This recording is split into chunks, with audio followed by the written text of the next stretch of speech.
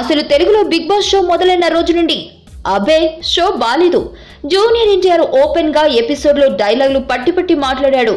అబ్బే కంటెస్టెంట్లు అస్సలు బాగోలేదంటూ చాలా నెగిటివ్ కామెంట్లు వినిపించాయి. ఈ మొత్తంలో సోషల్ మీడియాలో దొర్లిన కామెంట్లు ఎక్కువగా ఉంటే వాటిలో కంటెస్టెంట్లను టార్గెట్ చేసిన మాటలు అనేకం.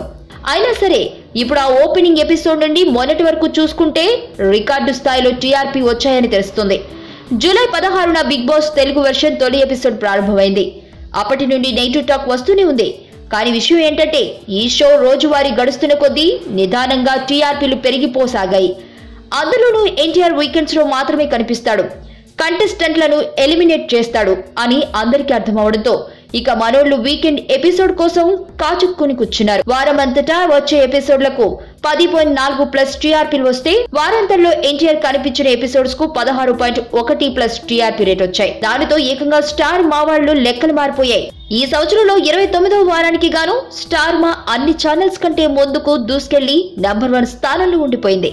అంతేకాదు బిగ్ బాస్ కు వచ్చిన 16.1 టీఆర్పీ ఏదైతే ఉందో ఇప్పటి వరకు తెలుగు టీవీ చరిత్రలోనే అదే హైయెస్ట్. ఎన్టీఆర్ హోస్టింగ్ పద్ధతి మార్చడం, అలాగే కంటెస్టెంట్లలో ఎవరు ఎలిమినేట్ అవుతారనే ఆతృత, జ్యోతిని సాగనంపడం, ఇక సంపూర్ణేష్ బాబు డ్రామాలు వెరసి అన్ని కలిపి నెగిటివ్ రివ్యూలు తెచ్చుకున్న బిగ్ బాస్ ను నంబర్ 1 స్థానంలో కూర్చోబెట్టాయి.